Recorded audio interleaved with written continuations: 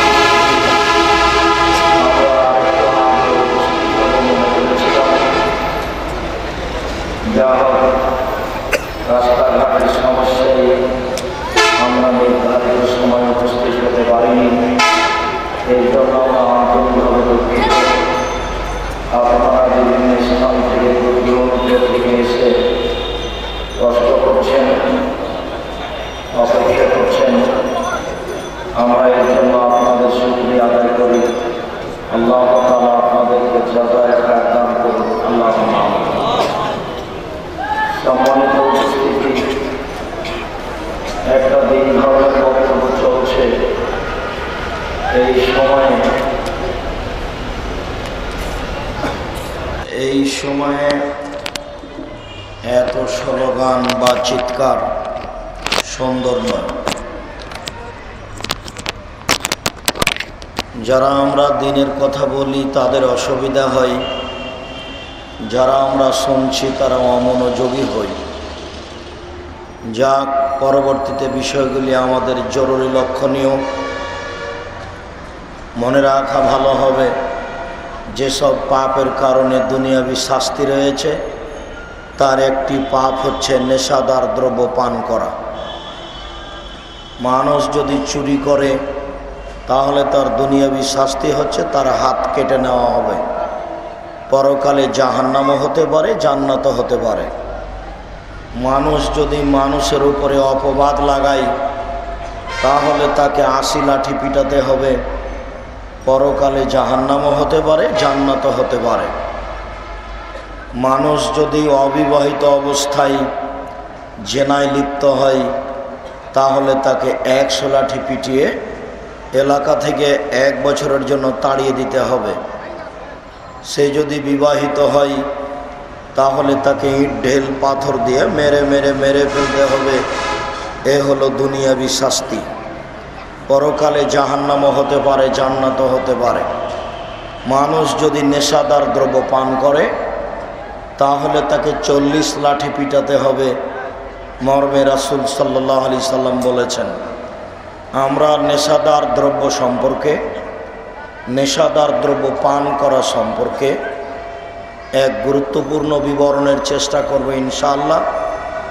সাথে সাথে কিছু গান বাজনা, খেলতামাশা উল্লেখ থাকবে।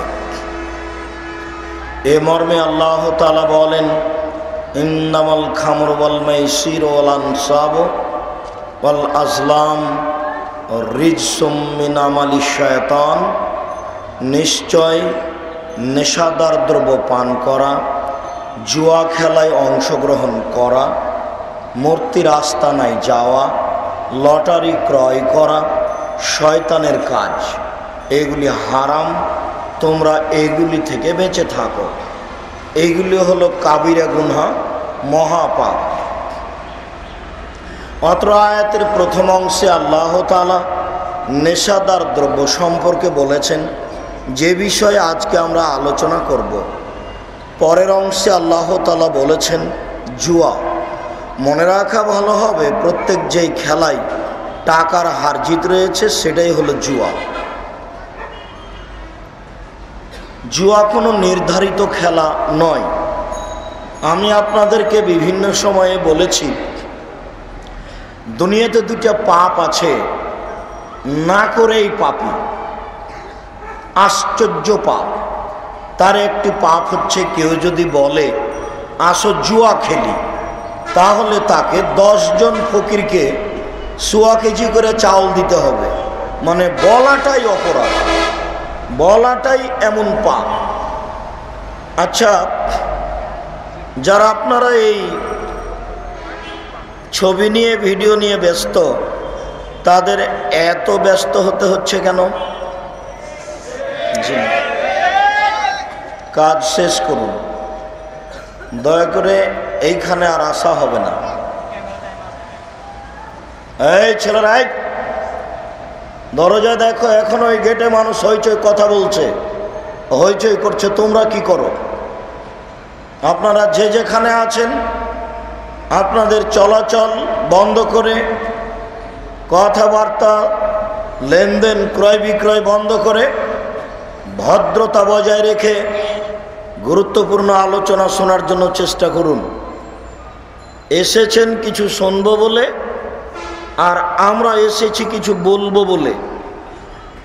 কিছু না কিছু আপনার উপকার করতে চাই যে কোনো মূল্যে। বোকামির পরিচয় দিয়ে আর একজনের সাথে কথা বলবেন না, পাশে কোনো কাজে ব্যস্ত হবেন না। এটা আপনার বুদ্ধিমানেরও পরিচয় নয়, বিদ্যারও পরিচয় নয়, বরং বোকামির পরিচয়। সাবধানতা অবলম্বন করুন, ভদ্রতা বজায় রাখুন। বলছিলাম সম্মানিত দিনী ভাই, দুনিয়াতে দুটা পাপ আছে, না করেই পাপী। তার একটি পাপ হচ্ছে, কেউ যদি বলে আসো জুয়া খেলি, খেলেইনি, তাহলে তাকে 10 জন ফকিরকে 1.25 কেজি করে চাউল দিতে হবে। আশ্চর্য পাপ, জুয়ার পাপ। পরের বাক্যে আল্লাহর নবী বলেছেন যে ইন্নাল মারাতা ইজাস্তাতারাত, নিশ্চয় কোনো মহিলা যদি সাজগোজ করে, সাজসজ্জা গ্রহণ করে, পাউডার মাখে, লিপস্টিক মুখে দেয়, আরও কিছু, ফামারাত বি মজলিসিন, তারপর মজলিসের পাশ দিয়ে, পুরুষের পাশ দিয়ে হেঁটে যায়, ফাইয়া কাদা কাদা জানিয়ে, ও হচ্ছে এই ব্যভিচারণী, ও হচ্ছে ব্যভিচারণী, ও হচ্ছে ব্যভিচারণী, ও হচ্ছে জেনাকারিনী, অথচ ব্যভিচার করেইনি। এই কাজটাই মহাপাপ। অত্র বিবরণ অনুপাতে আপনারা যারা বসে আছেন, আমার একটা হিসেব যে 98 জন লোক আপনারা আটকা পড়বেন। তাহাজ্জুদ ঠিকই আছে, বউ বাজারে ঠিকই ঘুরে। এখন আপনার মেয়ে প্যান্ট পরে বাজারে ঘুরছে, জিনিস কিনছে, আপনার তাহাজ্জুদ ঠিকই আছে। ধর্মের সাথে মজাক করিয়েন না। এইভাবে ধর্মকে তাচ্ছিল্য করে নিজের ইচ্ছা মতো চলে জান্নাত কিনা যায় না, জাহান্নাম মানুষের জন্যই আছে। কঠোর হন, পরিবারকে কন্ট্রোল করেন, বোকামির পরিচয় দিয়েন না। বিচার একদিন হবেই, যেদিন বিচার হবে সেদিন অপমান হবেন, কেউ সহযোগিতা করতে পারবে না। বিচারের মাঠ বড় কঠিন। কবর যত কঠিন, কিয়ামত তার চেয়ে অনেক বেশি কঠিন। কিয়ামত যত কঠিন, জাহান্নাম তার চেয়ে অনেক অনেক অনেক বেশি কঠিন। কি দিয়ে বুঝায় আপনাকে আমি কিয়ামত কত কঠিন? বিচারের মাঠে আল্লাহ তাআলা প্রথমেই সূচনাতে বলবেন, আল ইয়াউমা লা তামলিকু নাফসুন লিনাফসিন শাইআ ওয়াল আমরু ইয়াউমাইযিন লিল্লাহ। আজ কোনো মানুষ কোনো মানুষের কোনো উপকার করতে পারবে না, একচ্ছত্র মালিকানা আমার হাতে থাকবে। এই কথা বলার পরে আল্লাহর নবী বলেন, বিচারের মাঠে আল্লাহ 7 আকাশকে ডান হাতে ধরবেন, 7 জমিনকে বাম হাতে ধরে ঝাঁকি মেরে বলবেন, আইনাল জব্বার আইনাল মুতাকাব্বির। স্বৈরাচারী, স্বেচ্ছাচারী, অহংকারী, বদমেজাজিরা কোথায়? আনা মালিকুল আমলাক, আমি হচ্ছি রাজাধিরাজ। নিজের পরিচয় দিয়ে বিচার শুরু করবেন। কবর যত কঠিন, কিয়ামত তার চেয়ে অনেক বেশি কঠিন। কিয়ামত যত কঠিন, জাহান্নাম তার চেয়ে অনেক অনেক অনেক বেশি কঠিন। আল্লাহর নবী বলেন, মা রাআইতু মানজারান কাত্তাল কাবরা আফজা মিনহু। আমার জীবনে আমি কোনো দেখিনি দৃশ্য যেটা কবরের চেয়ে আশ্চর্য হতে পারে, ভয়ানক হতে পারে। আমি মুহাম্মদ সাল্লাল্লাহু আলাইহি সাল্লাম পৃথিবীতে যত দৃশ্য দেখেছি তার সবচেয়ে ব্যতিক্রম, ভয়াবহ, আশ্চর্য দৃশ্য হচ্ছে কবর। তিনি বলেন, আল কাবরু আউয়ালু মানজিল মিন মানাজিলিল আখিরা ফাইন নাজা মিনহু ফাবাদু আইসারু মিনহু ওয়াইন লাম ইয়ানজু মিনহু ফাবাদু আশাদ্দু মিনহু। মানুষের পরে, মানুষের মরার পরে কবর হচ্ছে প্রথম বিপদ। মানুষ যদি কবরে বেঁচে যায় তাহলে এরপরে যত স্তর আছে সব আরও সহজ হয়ে যাবে। মানুষ যদি কবরে বাঁচতে না পারে তাহলে এরপর যত স্তর আছে আরও জটিল, কঠিন হয়ে যাবে। কবর যত কঠিন, কিয়ামত তার চেয়ে অনেক বেশি কঠিন। কিয়ামত যত কঠিন, জাহান্নাম তার চেয়ে অনেক অনেক অনেক বেশি কঠিন। কবর বলে, আনা বাইতুদ দুধ, আমি হচ্ছি পোকার ঘর। কবর বলে, আনা বাইতুল ওয়াহদা, আমি হচ্ছি এককের ঘর। 100 জন এক কবরে দিলেও একজন আর একজনকে জানতে পারবে না। কবর বলে, আনা বাইতুল গুরবা, আমি হচ্ছি অপরিচিত ঘর। কবর বলে, আনা বাইতু জুলমা, আমি হচ্ছি অন্ধকার ঘর। কি দিয়ে বুঝায় আপনাকে আমি কবর কি জিনিস? আল্লাহর নবী বলেন, কবরে যে ফেরেশতা আছেন ও চোখে দেখে না, কানে শোনে না, কোথায় মারে নিজে জানে না, লোকটা কত জোরে চিৎকার করছে ও নিজে শোনে না। আল্লাহর নবী বলেছেন, উত্তর দিতে না পারলে ফেরেশতা পিটাতে আরম্ভ করেন। তখন সে চিৎকার করে, এসি হোসায় হাতান এসমা মা বাইনাল মাশরিক ওয়াল মাগরিব ইল্লা সাকালাইন। সে এত জোরে বাপরে মারে করে চিৎকার করে, যেই চিৎকার শুনতে পাই সারা পৃথিবীর জীবজন্তু, কীটপতঙ্গ, পদার্থ, জড় পদার্থ, এখান থেকে 50,000 কোটি কিলোমিটার দূরে যে বস্তু আছে সেই বস্তু শুনতে পাই এই কবরের চিৎকার। মানুষ এবং জিন শুনতে পায় না। কি দিয়ে বুঝায় আপনাকে আমি কবরের শাস্তি কত কঠিন, কবরের ব্যক্তি কত জোরে চিৎকার করে? কি দিয়ে বুঝায় আপনাকে আমি কবর কি জিনিস? কবর যত কঠিন, কিয়ামত তার চেয়ে অনেক বেশি কঠিন। কিয়ামত যত কঠিন, জাহান্নাম তার চেয়ে অনেক অনেক অনেক বেশি কঠিন।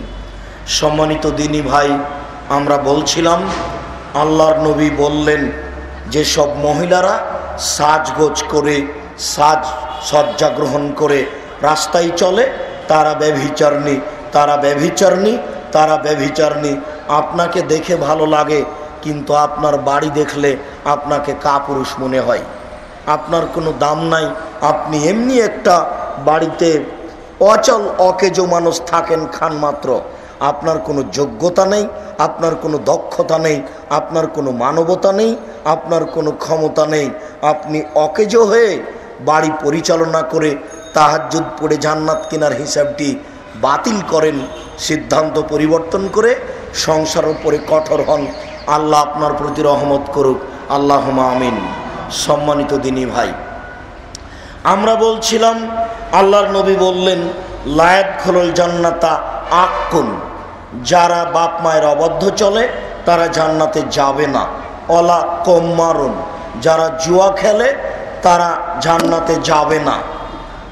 তারপরে যারা নিয়মিত নেশাদার দ্রব্য পান করে তারা জান্নাতে যাবে না।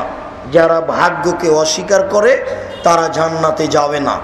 সম্মানিত দিনী ভাই, জুয়া মহাপাপ।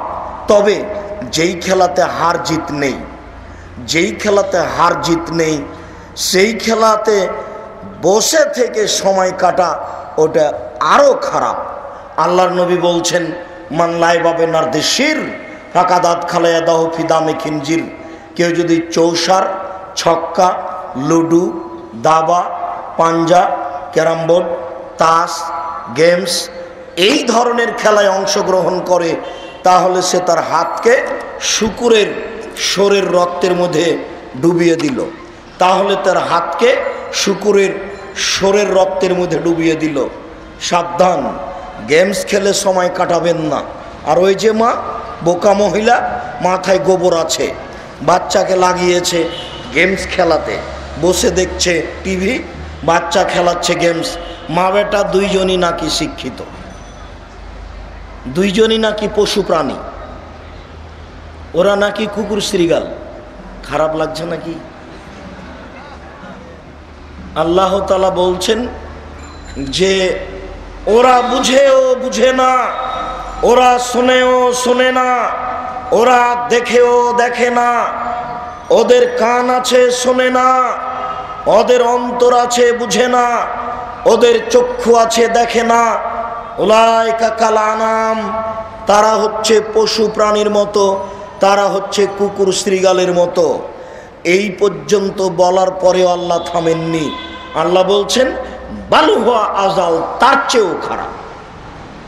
নেন এবার, তার চেয়ে খারাপ কোনটা? মানুষই তার চেয়ে খারাপ। মানুষই তার নীতি অনুপাতে চলতে চায় না। সম্মানিত উপস্থিতি, এই ধরনের খেলা পরিহার করুন। বক্তব্যের সাথে মুনাফিকি করবেন না। এই বোকা ছেলে, তোমার জন্য এসেছি। তুমি দিনরাত গেমস খেলাতে অভ্যাসী, তুমি দিনরাত তাস খেলাতে অভ্যাসী, তুমি ক্যারাম বোর্ড নিয়ে বসে থাকো।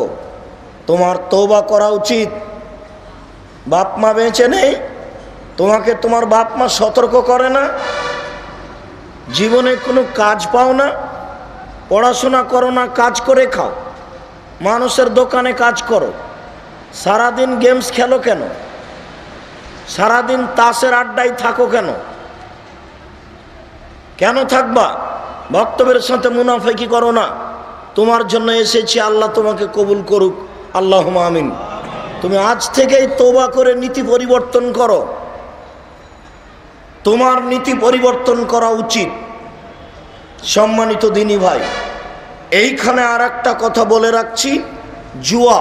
প্রত্যেক যেই খেলাতে টাকার হার জিত রয়েছে সেটাই জুয়া, এটাই বলছি। আন্তর্জাতিক খেলা যে ফুটবল, ক্রিকেট, যেগুলো আপনারা টিভিতে দেখছেন, এগুলো সবচেয়ে বড় জুয়া। এইগুলি টিভিতে দেখা তো বহু দূরের কথা, এর গল্প যেখানে চলে সেখানে বসে থাকাও হারাম। 18 বছর আগে এই কথা বলেছি, দেখি কোন মায়ের বেটা কথা উল্টিয়ে ধরতে পারে। আন্তর্জাতিক খেলা টিভিতে দেখা তো বহু দূরের কথা, যারা এই গল্প শুনে বসে বসে শুনে সেও পাপী, এই গল্প শোনাও হারাম। এটাই হচ্ছে বড় জুয়া, যেখানে কোটি কোটি টাকা খরচ হয়, যেখানে পতিতালয়ের ল্যাংটা মেয়েরা নাচে, আনন্দ ফুর্তি করে। আর এই যে এই বোকা ছেলেগুলি 3 নম্বর শ্রেণীর জ্ঞানহীন মূর্খ ছেলেগুলি ওর বাপের বাড়ির 3 তলা 10 তলার উপরে দিয়েছে 2-3টে পতাকা। ব্রাজিলের পতাকা আছে, আর্জেন্টিনার পতাকা আছে, আমেরিকার আছে, পাকিস্তানের আছে। বোকা ছেলে, তোমার মাথায় গোবর আছে। তুমি জানো ব্রাজিলকে? ওরা ইহুদি, ওরা খ্রিস্টান, ওদেরকে তুমি চিনো? আল্লাহ তাআলা বলছেন, লান তারজা আনকাল ইয়াহুদ ওয়ান নাসারা হাত্তা তাত্তাবিআ মিল্লাতাহুম। মুহাম্মদ, মনে রাখবেন আপনি, কখনো কিয়ামত পর্যন্ত ইহুদি খ্রিস্টান আপনাকে মেনে নেবে না। ওরা আপনার জানি শত্রু, ওরা আপনার মানি শত্রু, ওরা আপনার জানি শত্রু, ওরা আপনার মানি শত্রু। আপনি ইহুদি হন তাহলে খুশি হবে, আপনি খ্রিস্টান হয়ে যান তাহলে খুশি হবে। বোকা ছেলে, বাপ বেটা কখন তুমি ইহুদি হয়ে গেছো, খ্রিস্টান হয়ে গেছো, তার পতাকা তোমাকে মিঠা লাগে কেন? তোমাকে মিঠা লাগে কেন? আমাদের দেখবা, নিয়ে আসো তার পতাকা, তোমাকে আমি বাস্তব দেখাচ্ছি আমরা কত ঘৃণা করি। তোমার বাড়ির ওপরে তার পতাকা কেন? কি মনে করো তুমি? তোমাকে যদি ও পাশে পাই আর শুনে যে তুমি পায়খানায় পড়ে গেছো, অট্ট হাসি দিবে। পাশে পেলে 3 বালতি পায়খানা তুলে তোমার মাথায় দিয়ে দিবে আর বলবে তোমার মাথায় গোবর আছে, তুমি তো মুসলমান, আমাদের পতাকা তোমার বাড়িতে কেন কাপুরুষ? তোমাকে তো মানুষই মনে করি না, পেলে তোমার মাথায় লাথি দিয়ে তোমাকে পায়খানায় ফেলে দেব। এর নাম ইহুদি। তুমি জানো তোমার টিভিটা খুললে পতিতালয়ের মেয়ে পাউডার বিক্রি করে কেন? এটা তাদের পরিকল্পনা। তুমি জানো রাস্তার মোড়ে মোড়ে পতিতালয়ের মেয়ে পেপসি, কোকোকোলা, ঠান্ডা, আরসি এগুলো বিক্রি করছে কেন? এটা তাদের পরিকল্পনা। তুমি জানো তোমাদের ঢাকা পিজি হাসপাতালের বড় ডাক্তার মাসিক বেতন 3 লক্ষ টাকা। তিনি যে বিশেষ চেম্বারে থাকেন সেই চেম্বারে সুন্দরী মেয়ে কেন? সহযোগী সুন্দর ছেলে দিয়ে হয় না। ইহুদিদের পরিকল্পনা, খ্রিস্টানের টাকা, মাঠ কর্মী তুমি। তুমি জানো গার্মেন্টসে লক্ষ লক্ষ মেয়ে কেন? পুরুষ দিয়ে গার্মেন্টস চলে না। ইহুদিরা পরিকল্পনা করে, টাকা দেয় খ্রিস্টান, মাঠ কর্মী মুসলমান। সব দেশে কেন নারী চলে আসলো নেতৃত্বে তুমি বুঝতে পারো না? ইহুদি পরিকল্পনা করে, টাকা দেয় খ্রিস্টান, মাঠ কর্মী মুসলমান। বোকা ছেলে, তুমি বুঝো না যে ঢাকা কলেজে, ঢাকা বিশ্ববিদ্যালয়ে, যে কোনো প্রতিষ্ঠানে ছাত্রছাত্রী ঢোকার সাথে সাথে দেখলো 2 দল, ভাবলো আমাকে এক দলে থাকতে হবে। যখনই তুমি এক দলে যাবা তখন আর এক দলের বদনাম করা ছাড়া তোমার দিন যাবে না। এটা ইহুদিদের পরিকল্পনা। টাকা দেয় খ্রিস্টান, মাঠ কর্মী মুসলমান। তারা জানে আমরা জাহান্নামে চলেই গেছি, মুসলমানকে রেখে যাব না। ওদের ভিতরে দলাদলি ঢোকাবো, ওদের স্কুলে, ওদের কলেজে, ওদের মাদ্রাসাতে, ওদের বিশ্ববিদ্যালয়ে, ওদের সংগঠনে, ওদের নীতিতে, ওদের আদর্শে, ওদের মসজিদে মারামারি লাগাবো, 2 দল করে দিব, যাতে করে দিনরাত একজন আর একজনের বদনাম করে দিন কাটায়, তাহাজ্জুদ ভুলে যায়, কান্নাকাটি ভুলে যায়, ওদেরকে বেকায়দায় ফেলে দিয়ে জাহান্নামে দিয়ে দিব। এটা ইহুদিদের পরিকল্পনা। বলো তুমি, তোমার মসজিদের পশ্চিম দেওয়ালে কেন কাবা ঘরের ছবি, টাইলস কেন কাবা ঘরের? বলো তোমার মসজিদে ডান দিকে আল্লাহ, বাম দিকে মোহাম্মদ কেন? কেন তোমার পশ্চিম দেওয়ালে লাল বাতি চলে, সুন্নাত বন্ধ? ইহুদিদের পরিকল্পনা। খ্রিস্টান টাকা দেয়, মাঠ কর্মী মুসলমান। বলো এদেশের মাটিতে 6000 এনজিও চলে। আমি তোমাকে বারবার বলেছি, এদেশের কোনো এনজিওতে চাকরি করে ওই টাকা দিয়ে চাউল কিনে ভাত খেয়ে ইবাদত কবুল হবে না। এদেশের কোনো ব্যাংকে চাকরি করে ওই টাকা দিয়ে চাউল কিনে ভাত খেয়ে ইবাদত কবুল হবে না। ইসলামে একটা নীতির নাম, যাতে 1 গিলাস পানি পান করলে 5টা বিধান লাগে। ইসলামে একটা নীতির নাম, যাতে 1 গিলাস পানি পান করলে 5টা বিধান লাগে। 1, ডান হাতে ধরতে হয়। 2, বিসমিল্লাহ বলতে হয়। 3 শ্বাসে পান করতে হয়। 4, বসে পান করতে হয়। 5, আলহামদুলিল্লাহ বলতে হয়। অতএব আপনি বিশ্বাস করবেন, এর মুসলমান মানে তার শিক্ষকতা হালাল হারাম, তার চাকরি বাকরি হালাল হারাম, তার ব্যবসা হালাল হারাম, তার পয়সা উপার্জন হালাল হারাম, তার ইবাদত বন্দেগী সুন্নাত বেদাত, প্রত্যেকটা জিনিসে তার নগদ দলিল রয়েছে, রূপক কোনো দলিল ধর্মে নেই। অতএব এনজিওতে চাকরি করে ওই টাকা দিয়ে চাউল কিনে ভাত খেয়ে জান্নাত না পাওয়ার হিসাব করবেন না। ওই কথা আমি প্রথমে আপনাকে বলে রেখেছি। এই ছেলে, তোমার বাপের জিম্মেদারি, তোমার বাপ তার বাপের জমিদারি দিয়ে তোমরাকে লালন পালন করবে। সম্ভব না হলে তোমার বাপ নিজে ব্যবসা করে তোমাদের লালন পালন করবে। সম্ভব না হলে তোমার বাপ কলা বিক্রি করে তোমাদের লালন পালন করবে। সম্ভব না হলে তোমার বাপ চকলেট বিক্রি করে তোমাদের লালন পালন করবে। সম্ভব না হলে তোমার বাপ সারাদিন মানুষের বাড়িতে কাজ করবে, কাজ করে যা উপার্জন করেছে তা দিয়ে ছেলে মেয়ে লালন পালন করবে। সম্ভব না হলে তোমার বাপ সারা দিন ভিক্ষা করবে, ভিক্ষা করে করে সারা দিনে যা পেয়েছে তা দিয়ে তোমাদের লালন পালন করবে। বলো, তোমার বোন গার্মেন্টসে কেন? তাহলে তোমার বাপ নেই। যদি তোমার বাপ আছে তো গার্মেন্টসে কেন? তোমার বাপের শেষ কাজ ভিক্ষা করে খাবে। তোমার বাপ তোমাদেরকে ভিক্ষা করে খাওয়াবে, তোমরা হারাম কাজে যেতে পাবে না। তোমার বোন যেতে পাবে না, তোমার মা যেতে পাবে না। এটা জিম্মেদারি তোমার। শতবার আপনাকে বলেছি, শ্বশুরের কাছে যৌতুক নিয়ে ফার্নিচার কেনার চেষ্টা করিয়েন না। বাপ বেটা ভিক্ষা করে টাকা জমা করে ফার্নিচার কিনে বিবাহ করেন। শ্বশুরের কাছে ফার্নিচার নিতে হবে, এত নোংরা খেয়াল কেন? কখন এত ছোট লোক হয়ে গেলেন, এত নিম্নমানের মানুষ হয়ে গেলেন? ভিক্ষা করে খাওয়া ভালো, শ্বশুরের কাছে কিছু নেওয়া ভালো নয়। সম্মানিত উপস্থিতি, আমি যা বলছিলাম সেটা হলো এই, আল্লাহ তাআলা বললেন পরের বাক্যে, তোমরা মূর্তির আস্তানায় যাও না, মূর্তি হারাম। আমরা ছবি মূর্তি ভাঙতে জন্ম নিয়েছি, গড়তে জন্ম নিনি। তওবা করেন, বিচার একদিন হবেই। মুসলমানের বাচ্চা, ঘৃণা করা উচিত। আপনার গায়ে আছে মুসলমানের রক্ত, আপনার গায়ে আছে মুসলমানের গোস্ত, আপনার লজ্জা করা উচিত। মূর্তি তৈরি করতে জন্ম নিনি, ভাঙতে জন্ম নিয়েছি, মনে রাখবেন।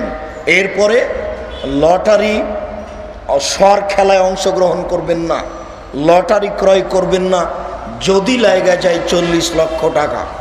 এইভাবে লটারি ক্রয় করলে কাবিরা গুনাহ হবে, তওবা করা ছাড়া এই পাপ ক্ষমা হবে না। আর এমনিতেই লটারি হচ্ছে এক ধরনের, লটারি হচ্ছে শিরক, আর এক ধরনের লটারি মহাপাপ। সাবধান থাকুন। আবু হুরায়রা রাদিয়াল্লাহু তাআলা আনহু বলেন, রাসূল সাল্লাল্লাহু আলাইহি ওয়াসাল্লাম বলেছেন, ইস্তানিবুল খামরা ফাইন্নাহা উম্মুল খাবায়েসা। পৃথিবীর মানুষ, নেশাদার দ্রব্য পান করো না, এটা হচ্ছে পাপের মা। পৃথিবীর মানুষ, তোমরা বিড়ি তামাক জর্দা সিগারেট গুল নেশাদার দ্রব্য পান করো না। কেন? এইটা হচ্ছে পাপের মা। আবু দারদা রাদিয়াল্লাহু তাআলা আনহু বলেন, রাসূল সাল্লাল্লাহু আলাইহি সাল্লাম বলেছেন, লা তাশরাবান্না খামরান ফাইন্নাহা রাসু কুল্লি ফাহিশাতিন।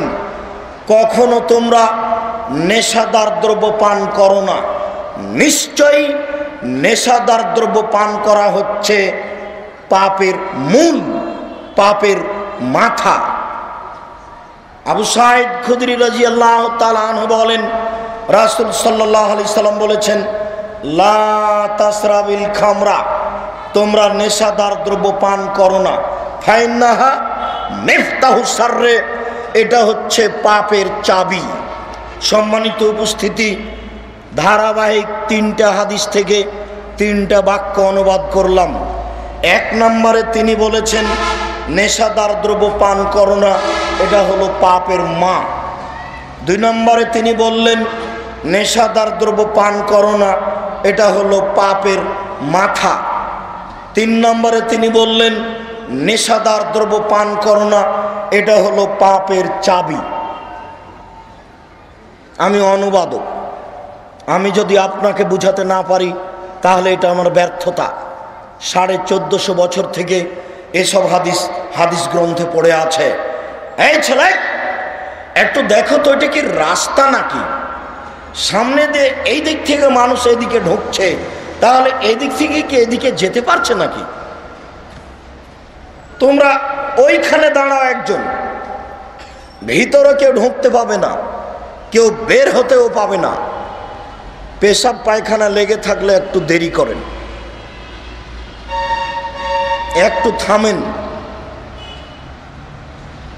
এমন ভাবে বসে থাকবেন আপনি যেন পাথর, পাখি যেন আপনাকে মানুষ মনে না করে, পাথর যেন মনে করে।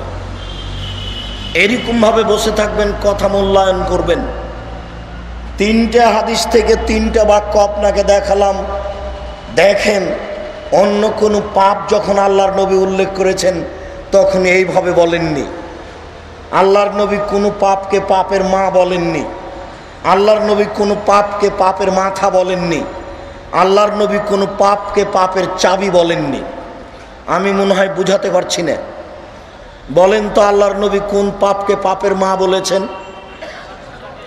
নেশাদার দ্রব্য পান করাকে, একেই আল্লাহর নবী বলেছেন পাপের মাথা।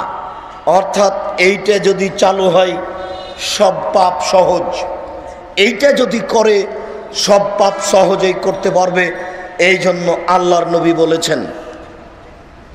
আবু হুরায়রা রাদিয়াল্লাহু তাআলা আনহু বলেন রাসূল সাল্লাল্লাহু আলাইহি সাল্লাম বলেছেন লা তাসরাবিল খামরা, তোমরা নেশাদার দ্রব্য পান করো না। নিশ্চয়ই শারবুল খামরে কা আবেদে ওয়াসানিন, নেশাদার দ্রব্য পান করা হচ্ছে মূর্তি পূজার ন্যায়। সরস্বতী, ভগবতী, কালী, দুর্গার কাছে মাথা নত করা যেমন, নেশাদার দ্রব্য পান করা তেমন। পৃথিবীর কোনো পাপকে এইভাবে আল্লাহর নবী উল্লেখ করেননি যে না পাপ, তবে তিনি বলেননি তা হলো মূর্তি পূজার মতো। চুরি পাপ, তবে তিনি বলেননি এটা হলো মূর্তি পূজার মতো। সুদ খাওয়া পাপ, তবে তিনি বলেননি এটা হলো মূর্তি পূজার মতো। এতিমের সম্পদ ভক্ষণ করা পাপ, তবে তিনি বলেননি এটা মূর্তি পূজার মতো। মিথ্যে সাক্ষী দেওয়া পাপ, তবে তিনি বলেননি এটা মূর্তি পূজার মতো। মাকে গালি দেওয়া মহাপাপ, তবে তিনি বলেননি এটা মূর্তি পূজার মতো। মূর্তি পূজা হচ্ছে শিরক, পৃথিবীতে সবচেয়ে বড় পাপ। নেশাদার দ্রব্য পান করে যে সেই মূর্তি পূজা করলো, এই কথা আল্লাহর নবী বলছেন। দেখেন নেশাদার দ্রব্য পান করা কাজটি কেমন।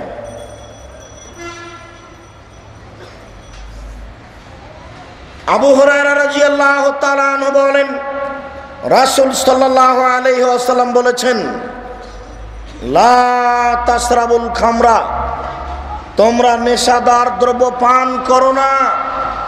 মান শারাবাল খামরা, যে ব্যক্তি নেশাদার দ্রব্য পান করবে, লাম তুকবাল্লাহু সালাতুন আরবাইনা লাইলা, 40 দিন তার সালাত কবুল হবে না। একদিন যদি সিগারেট খায় 40 দিন ইবাদত কবুল হবে না। একবার যদি হুজুর জর্দা মুখে দেয় তাহলে 40 দিন হুজুরের নামাজ কবুল হবে না। আব্দুর রাজাক সাহেব, হুজুর কিন্তু জর্দাকে মাকরুহ বলেছেন। মাকরুহ বলেছেন তো, আমিও বলছি যে খারাপ। তো হুজুর মাকরুহ খান আর আমাদের ইমামতি করেন, হুজুরের একটু লজ্জা হয় না? হুজুর একটু শরম পায় না? হুজুরের একটু হায়া হয় না?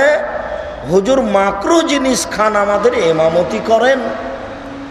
হুজুরের এমামতি বাতিল।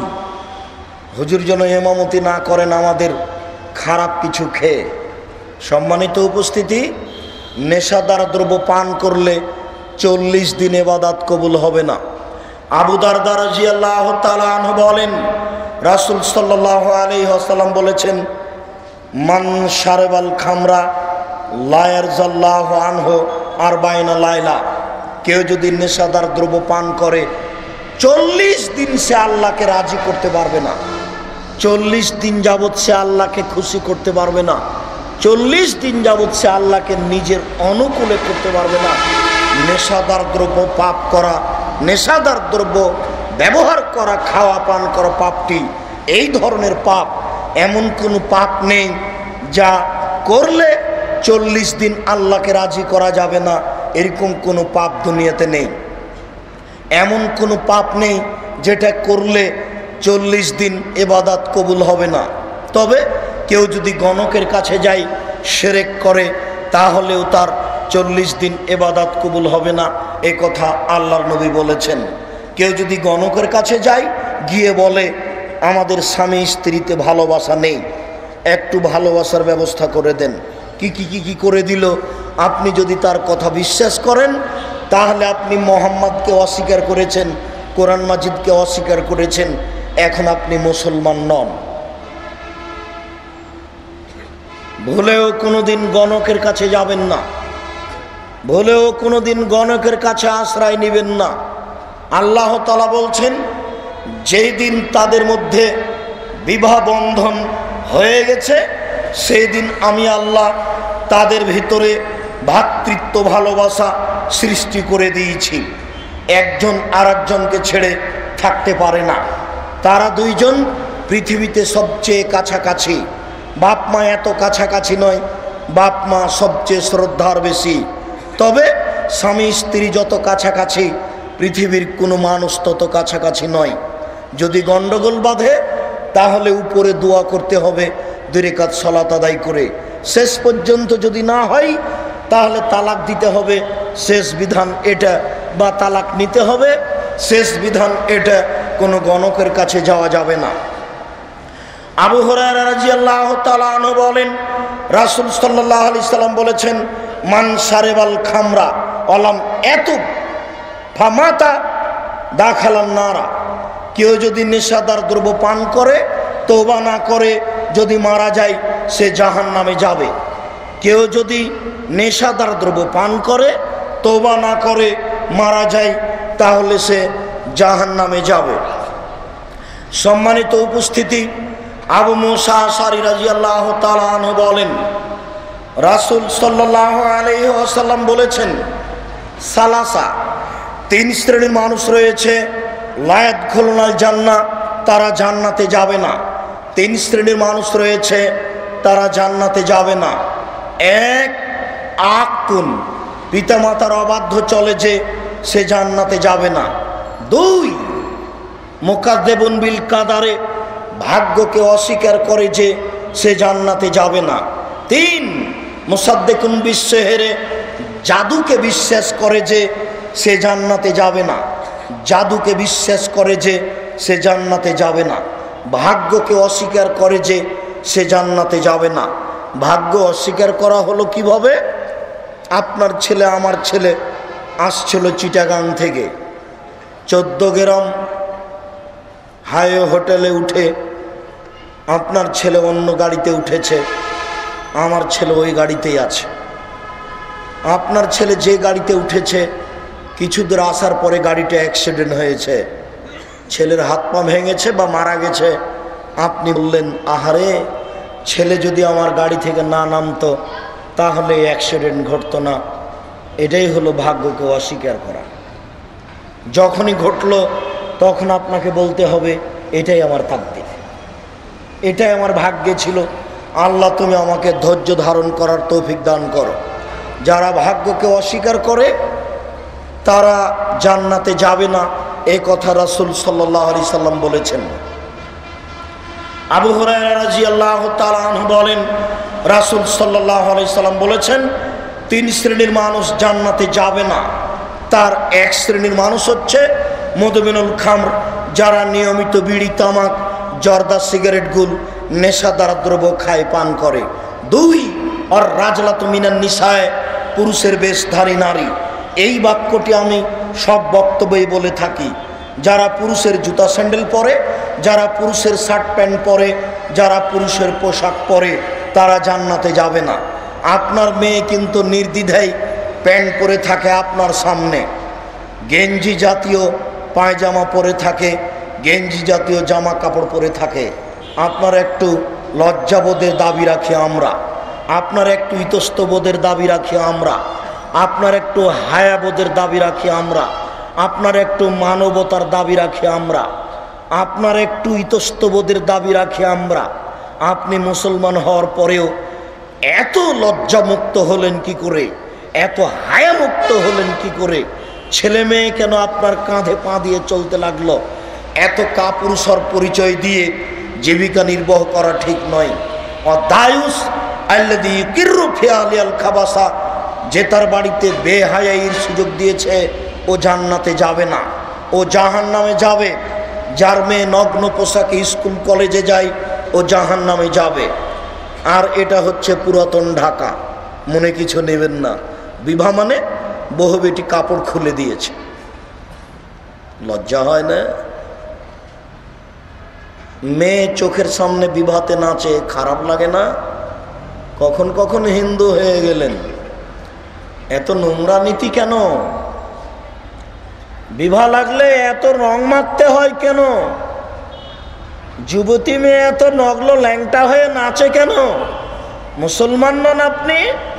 আপনার ছেলে মেয়ে মুসলমান নয়? এই বোকা মেয়ে, তোমার লজ্জা হয় না? তোমার শরম হয় না? তুমি এখানে বক্তব্য শুনতে এসেছ?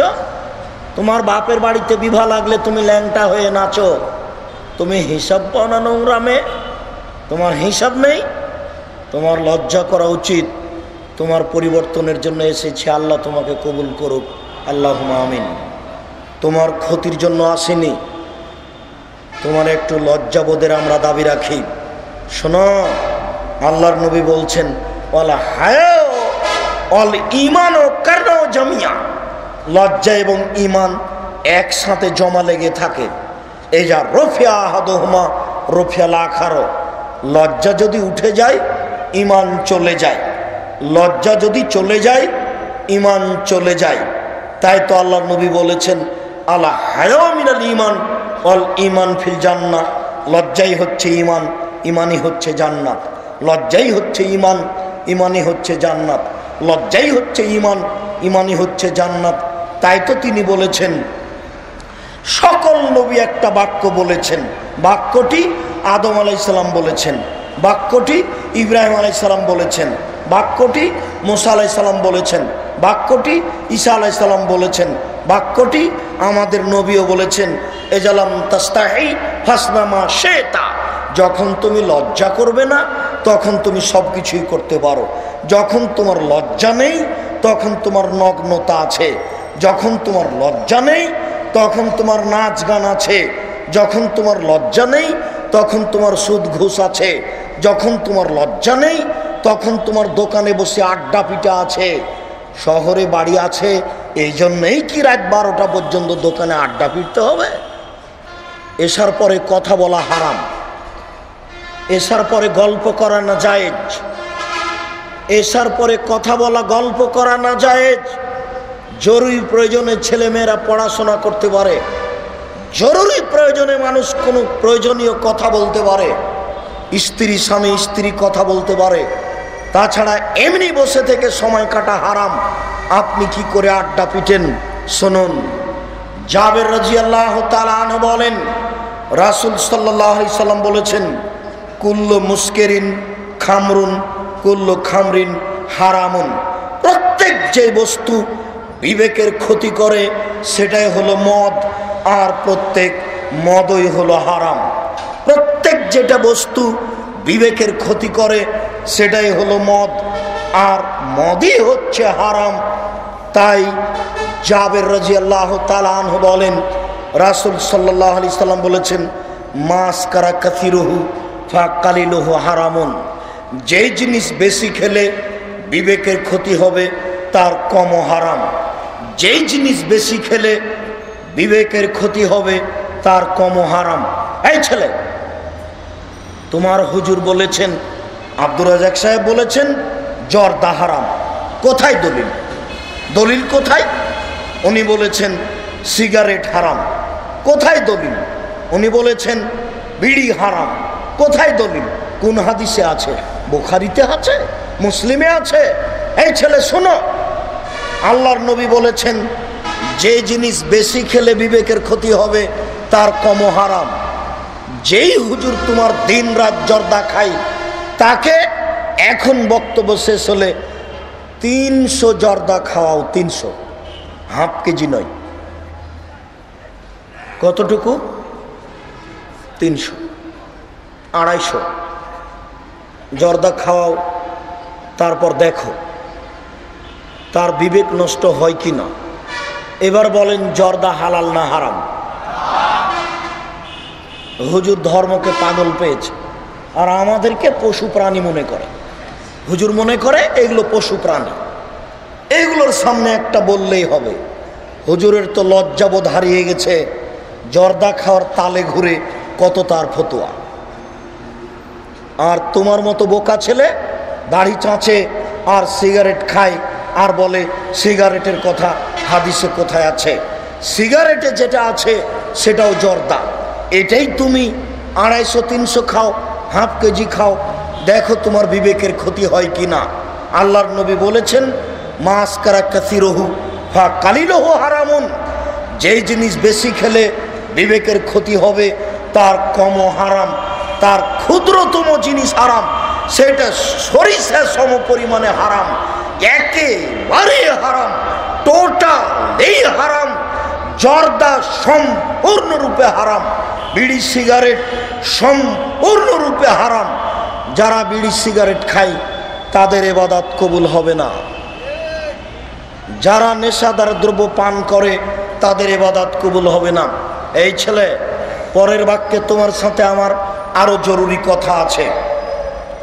আবু মুসা আশআরী রাদিয়াল্লাহু তাআলা আনহু বলেন, রাসূল সাল্লাল্লাহু আলাইহি সাল্লাম বলেছেন, লা ইয়াসরাবান্না নাসুন মিন উম্মতি ওয়া ইয়াসমুনা বিগাইরি ইসমিহা।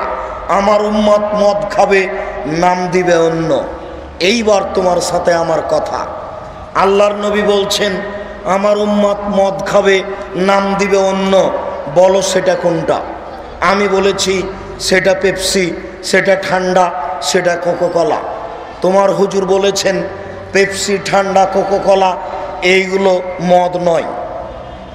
তাহলে বলো সেটা কোনটা? তোমরা যদি বলো সেটা হলো ইয়াবা, তো সবাই বলছে সেটা মদ, অতএব তোমার কথা মিথ্যা। তুমি যদি বলো ফেন্সিডিল, তাহলে সবাই বলছে এটা মদ, অতএব তোমার কথা মিথ্যা। তুমি যদি বলো হিরোইন, তাহলে এটা সবাই বলে মদ, তোমার কথা মিথ্যা।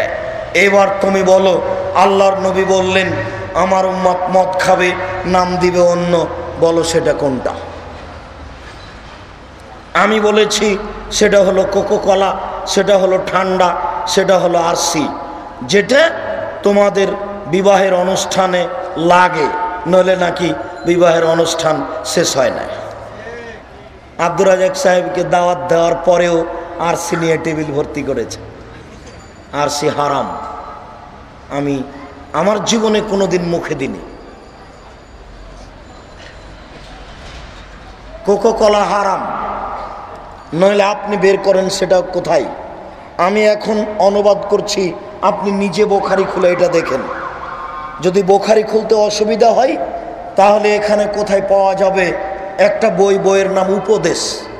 সেই বইয়ে আছে নেশাদার দ্রব্য।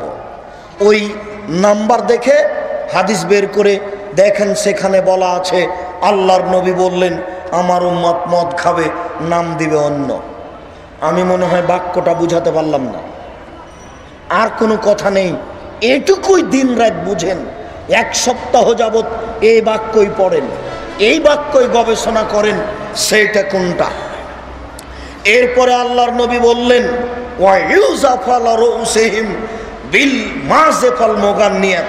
এই সব লোকগুলির নেতাদেরকে সম্মান করা হবে গায়িকা দিয়ে আর নেশাদার দ্রব্য দিয়ে। এই সব লোকগুলির নেতাদেরকে সম্মান করা হবে নারী দিয়ে, নাচ দিয়ে, গায়িকা দিয়ে। আপনাদের বিবাহের অনুষ্ঠান হয় না গায়িকা ছাড়া, আপনাদের স্কুল কলেজ চলে না গায়িকা ছাড়া, আপনাদের কোনো নেতা আসলে তাকে সম্মান করা চলে না গায়িকা ছাড়া। এই কথা আল্লাহর নবীও বলেছেন। মানুষ কত নোংরা হয়েছে।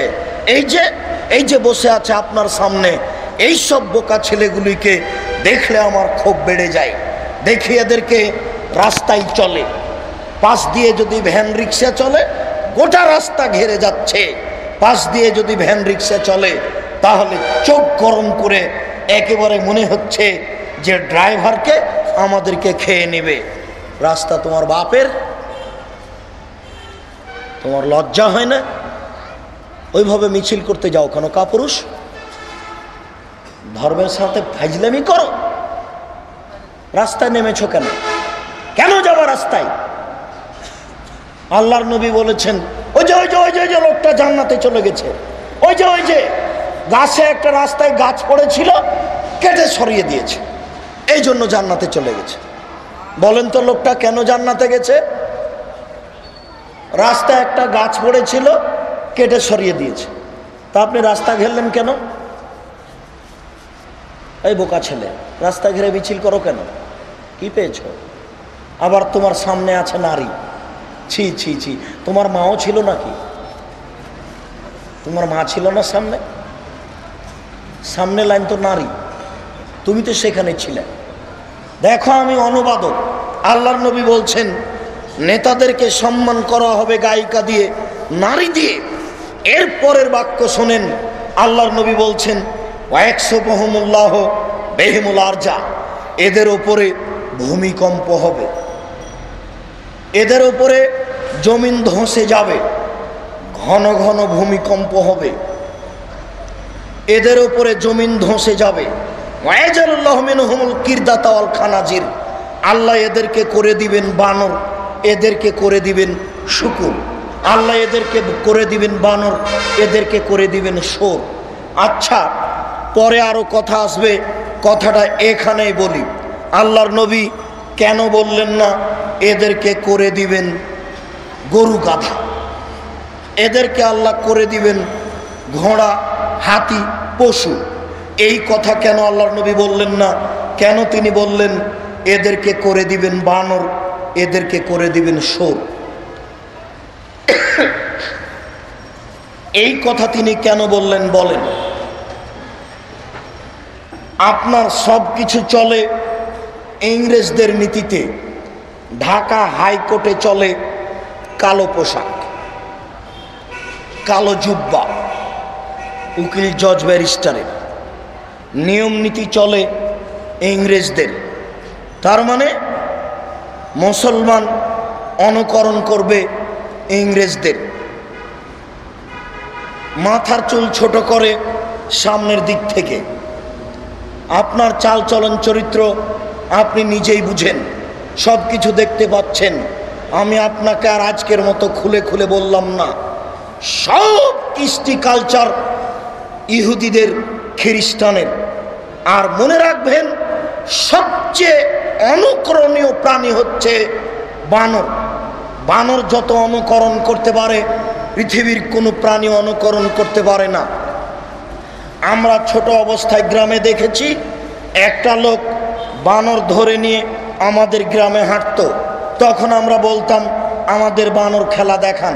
তখন সে বলতো চাউল নিয়ে আসো তাহলে দেখাবো। আমরা চাউল নিয়ে গিয়ে দাঁড়াতাম।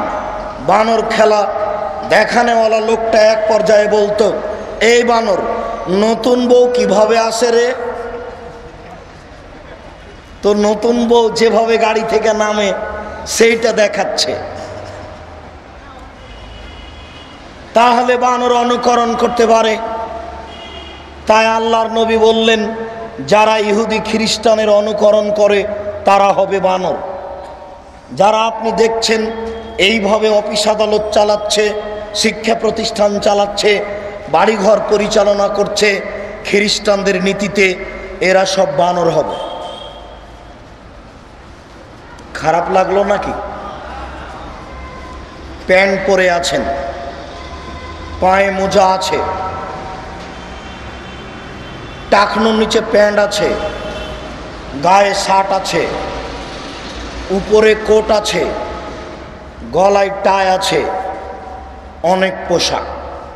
গাড়ি থেকে নামলেন, একটু পরে আপনার স্ত্রী গাড়ি থেকে নামলো, হালকা হালকা গায়ে কাপড় আছে, একটু একটু। পরে আপনার মেয়ে নামলো, মুরব্বী আপনার নাতনি, পরে একটু পরে আপনার মেয়ে নামলো, গায়ে কাপড় নেই। দেখা গেল গাড়ির পিছনে কুকুর আছে। বলেন আপনি কে? বলেন আপনি কার অনুকরণ করেন? কুকুর কেন গাড়িতে? কুকুরের মূর্তি কেন গাড়িতে? যেই চেয়ারে বসে আছেন সেই চেয়ারে কুকুরের ছবি কেন? ঘরে কেন পুতুল ভর্তি? শোকে যখন পুতুল ভর্তি। বক্তব্যের সাথে মুনাফিকি করিয়েন না। এখান থেকে উঠে গিয়ে বাড়িতে যত পুতুল মূর্তি আছে সবকে ভেঙে চুরে লাথি দিয়ে ফেলার পরে ঘুমাবেন। মুনাফিকি করে কোনো লাভ নেই। ছুঁড়ে মারলে, জ্বালিয়ে দিলে, ভেঙে দিলে কিছু লাভ আছে। মুনাফিকি করিয়েন না। এটাই হচ্ছে অনুকরণ। আল্লাহর নবী বললেন শোর হয়ে যাবে। শোর কেন হবে? পৃথিবীতে একটাই প্রাণী বেহিসাব খায়, হালাল হারাম বিবেচনা করে না। বলেন তো সেটা কোন প্রাণী? সেটাই হলো শুকুর, সেটাই হলো শোর। মানুষ অনুসরণ করবে শুকুরের, শোরের অনুকরণে, হালাল হারামে পরোয়া করবে না। তাই রাসূল সাল্লাল্লাহু আলাইহি সাল্লাম এ কথা বলেছেন। সম্মানিত দিনী ভাই, আবু হুরায়রা রাদিয়াল্লাহু তাআলা আনহু বলেন রাসূল সাল্লাল্লাহু আলাইহি সাল্লাম বলেছেন, ইন্না ফি হাযিহিল উম্মাহ লা ইয়াকুনু খাসফুন ওয়া মাসখুন ওয়া কাসফুন। অচিরে আমার এই উম্মতে হবে ভূমিকম্প, আমার এই উম্মতে হবে আকার আকৃতি পরিবর্তন, আমার এই উম্মতে হবে সর্ব ধরনের বিপদ। আমার উম্মতের উপরে বিপদ নেমে আসবে, আমার উম্মতের উপরে ভূমিকম্প হবে, আমার উম্মতের মানুষের আকার আকৃতি পরিবর্তন হয়ে যাবে। সন্ধ্যায় ছিল মানুষ, সকালে হবে বানর। সন্ধ্যায় ছিল মানুষ, সকালে হবে শুকুর। এটা হয়ে যাবে, আমার উম্মতেরই হবে। কেন? তারা পাপ করবে তিনটি। এক, এজা শারিবুল খুমরা, যখন তারা নেশাদার দ্রব্য পান করবে, বিড়ি তামাক জর্দা সিগারেটগুলো নেশাদার দ্রব্য খাবে, তখন আমার উম্মাতে এই তিনটি বিপদ নেমে আসবে। দুই, ওয়া জাহারাতিল কায়নাত, মেয়েরা যখন নাচে, মেয়েরা যখন নাচবে, এখানে যারা বসে আছেন তাদের অনেকেই স্কুলে মেয়ে নাচে, তাই বাপ গৌরব করে, আমার মেয়ে ভালো নাচতে পারে, আমার মেয়ে শিল্পী, আমার মেয়ে ভালো উপহার পেয়েছে। আপনাকে খারাপ লাগে কি? আপনি মুসলমান নাকি? মেয়ে নাচে খারাপ লাগে না? হেডমাস্টার, মাস্টার ডিগ্রি পাস করেছেন, আপনাদের কলেজের প্রিন্সিপাল, 16 ডিসেম্বরের পরের দিন খেলা, প্রিন্সিপাল বসে আছেন পায়ের উপরে পা দিয়ে, মেয়ে নাচছে সামনে, মেয়ে মাস্টার ডিগ্রি পাস। বলেন এ বাপ না আর কিছু? আপনাদের বুঝে কি? আমার বুঝে এ বাপ নয়, এ পশু। লজ্জা করা উচিত। কাকে দেখাচ্ছেন এগুলি? কি মনে করছেন মরণ একদিন হবেই? মরণ যেদিন হবে পাপ সেদিন ধরা পড়বে। যেদিন পাপ ধরা পড়বে সেদিন বুঝে কোনো লাভ হবে না, তার নাম বিচারের মাঠ। সেটা খুব কঠিন। আল্লাহর নবী বলেন আমার উম্মতে যখন তিনটি পাপ চালু হবে তখন তিনটি বিপদ নেমে আসবে। এক, আমার উম্মাতের লোকেরা যখন নেশাদার দ্রব্য পান করবে, 2 তাদের মেয়েরা যখন নাচবে, 3 তারা যখন গান বাজনায় মত্ত হবে। এই বাড়িটা 10 তলা, 40টা রুম আছে, প্রত্যেকটা রুমেই টিভি আছে, সব টিভিতেই গান বাজনা চলে, ইন্ডিয়ার মেয়ে নাচে, 3rd নোংরা পরিবারে দিন রাত স্টার জালসা চলে, শাশুড়ি এবং বৌমার মধ্যে মারামারি লাগানোর সবচেয়ে নোংরা ইন্ডিয়ার কৌশল স্টার জালসা। সেইটাই দোকানারি নিয়ে বসে থাকে, বৌমা বসে থাকে, শাশুড়ি বসে থাকে। বলেন এদের বিবেক কোথায়? এরা কি করে মানুষ হলো? এরাই তো পশু প্রাণী, এরাই তো সমাজের ঘৃণিত মানুষ, এরাই তো সমাজের নিম্ন মানুষ। কি করে সারা রাত টিভিতে দেখতে থাকে স্টার জালসা? কিভাবে দেখতে থাকে এই সব পতিতালয়ের মেয়েদের নাচন? এই ছেলে, তোমার মোবাইলে, তোমাদের টিভিতে পতিতালয়ের মেয়ের নাচ দেখে চক্ষু ঠান্ডা করে, কলিজা ঠান্ডা করে জান্নাতের মেয়ে ভোগ করার হিসাব করো না। শুনুন, বাপ বেটা দুইজনকেই বলছি, দেওয়াল ভর্তি টিভি চালু করলেই চলে আসছে পতিতালয়ের মেয়ে, ল্যাংটা হয়ে নাচে, চক্ষু ঠান্ডা হয়, কলিজা ঠান্ডা হয়, চক্ষু ঠান্ডা হয়, কলিজা ঠান্ডা হয়। ল্যাংটা মেয়েকে নারীও দেখতে ভালোবাসে, নইলে আপনার বোকা স্ত্রী তার দিন রাত নাচ দেখে কেন? নইলে আপনার বোকা স্ত্রী নেটে এইভাবে জেনা দেখছে কেন? নারীকে নগ্ন হওয়া সেও দেখতে চায়। সিনেমা হলে দেখুন, যে পুরুষ আছে সিনেমা হলে তার শরীরে সবই কাপড় আছে, আর যে নারী আছে তার পরনে কোনো কাপড় নেই। এটাই ইহুদির পরিকল্পনা, এটাই খ্রিস্টানের পরিকল্পনা, এটাই হিন্দুদের পরিকল্পনা।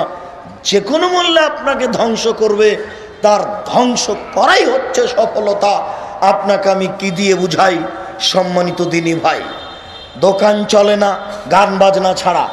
এখানে হাজারো যুবক আছে যার দোকানে এখনো বাজছে গান বাজনা, এখনো। ওই যে ওটার নাম কি গো, বক্স নাকি কি বসে, সাউন্ড বক্স। আচ্ছা, তোমাকে খারাপ লাগে না এত যে বাজনার মধ্যে থাকো? এইভাবে যে দিন রাত বাজছে, একটুকু খারাপ লাগে না? তোমার অন্তরে একবারে মরিচা পড়তে পড়তে পড়তে পাহাড় হয়ে গেছে, তোমার ভিতরে ভালো মন্দ বোঝার অনুভূতি একেবারে হারিয়ে গেছে। তুমি দিন রাত কিভাবে বাজনার মধ্যে থাকো? আবার অনুবাদ করি, আল্লাহর নবী বললেন, আমার উম্মতে 3টি বিপদ হবে 3টি পাপের কারণে। 1, যখন তারা বিড়ি, তামাক, জর্দা, সিগারেট, গুল, নেশাদার দ্রব্য খাবে, পান করবে। 2, মেয়েরা যখন নাচবে। 3, বাদ্যযন্ত্র যখন প্রকাশ পাবে। গান বাজনা, বাদ্যযন্ত্র, কোনো দোকান চলে না আপনার টিভি ছাড়া, কোনো ঘর চলে না টিভি ছাড়া। গান বাজনা, বাদ্যযন্ত্র চলে না, মোবাইলও চলে না। বলো তুমি মোবাইলে মহিলা কণ্ঠ কেন? সব তাদের পরিকল্পনা। বলো মোবাইলে সব সাউন্ড কেন? সব তাদের পরিকল্পনা। তুমি মুসলিম, তুমি কাপুরুষ, সব জায়গায় তুমি পরাজয় হয়েছ, অথচ তোমাকে সব জায়গায় জয়ী হতে হতো। তোমার আদর্শ গ্রহণ করবে অন্য, না তুমি অন্যের আদর্শ গ্রহণ করবে? আমার আদর্শ গ্রহণ করবে ইহুদি খ্রিস্টান, আমার আদর্শ গ্রহণ করবে হিন্দু। আমি তার আদর্শ গ্রহণ করব কেন? তার আদর্শ মানুষের বানানো, আর আমার আদর্শ আল্লাহর দেওয়া। তার আদর্শ মানুষের বানানো, আর আমার আদর্শ আল্লাহ এবং আল্লাহর রাসূলের দেওয়া। আমি এমনিতেই 1 গ্লাস পানি পান করি না, আমি এমনিতেই বাজারে ঢুকি না। আমার দোকানটা যখন খুলব তখন আমি এমনিতেই খুলি না, বিসমিল্লাহ বলে খুলি। আমার দোকানের যখন বাল্বটা অফ করব তখন আমি এমনিতেই করি না, অফ করলে আমি বিসমিল্লাহ বলি। তার মানে আমার নীতি চলে আল্লাহর নীতি, আমার আদর্শ চলে আল্লাহর আদর্শ। আমার আদর্শ চলে, আল্লাহর রাসূলের আদর্শ, কাজে ইহুদি খ্রিস্টানের আদর্শ আমার আদর্শের সামঞ্জস্য হতে পারে না, এটা ভাবাই যায় না, কখনো নহে।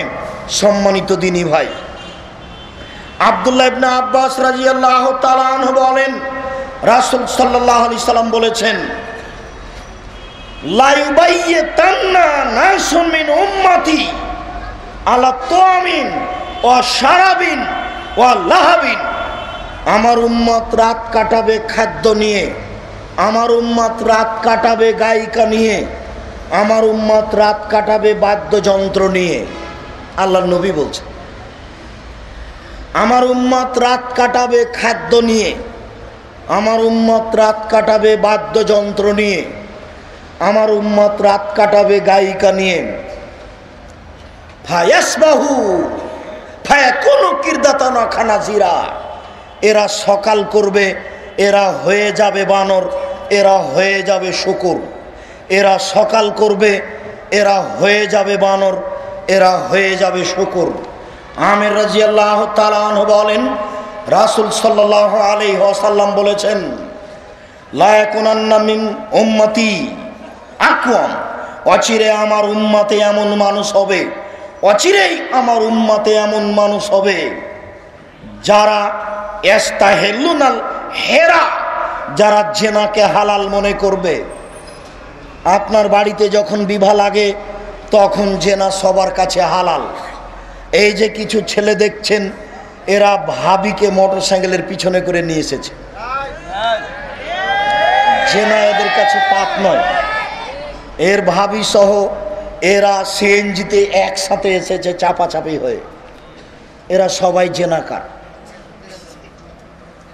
এরা দিনরাত টিভিতে পতিতালয়ের মেয়েকে দেখে, এরা সবাই জেনাকার।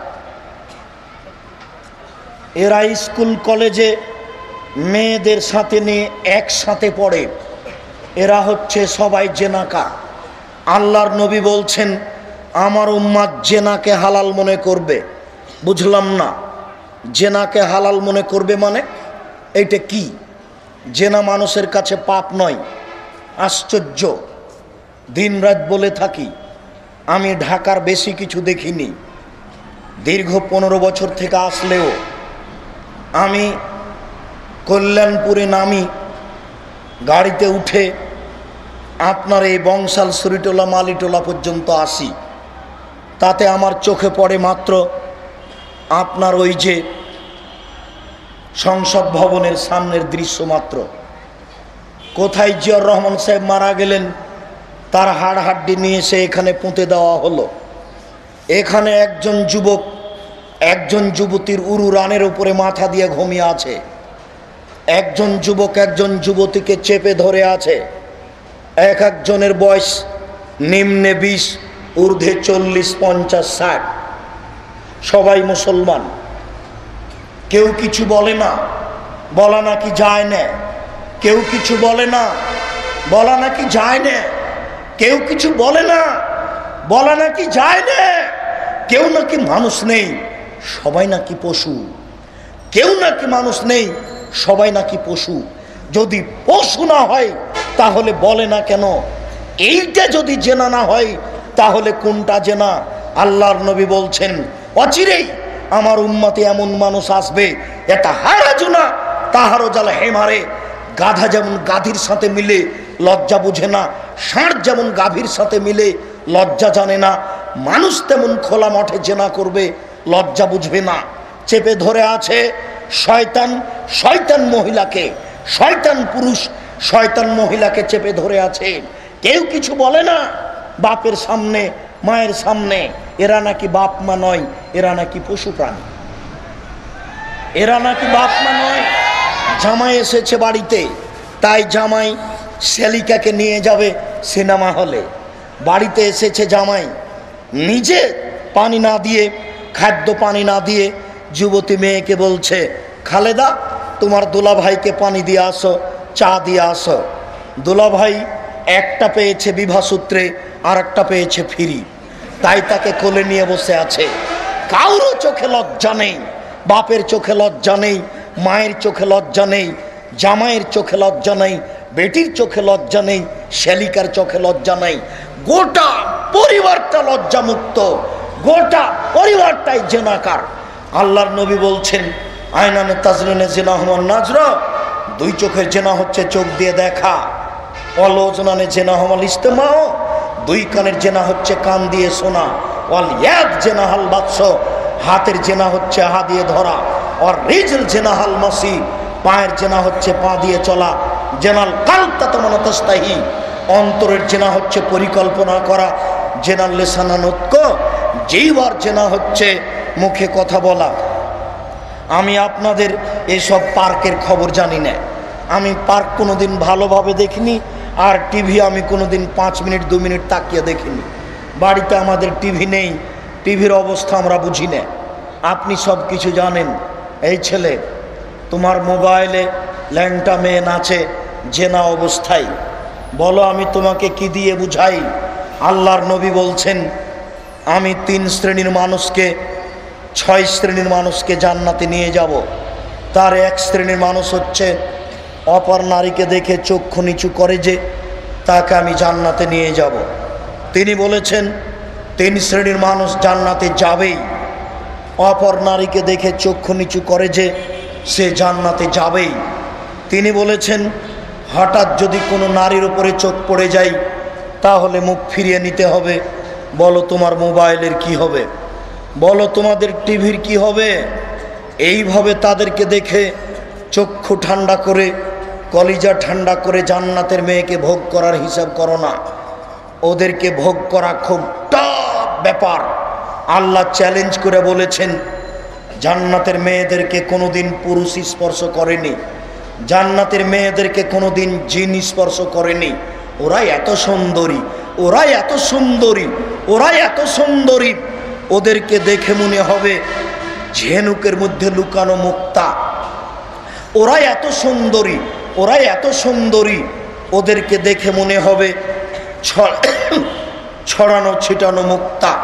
ওরা এত নরম, ওরা এত নরম, ডিমের খোসা এবং কুসুমের মধ্যে সাদা পদার্থ যত নরম।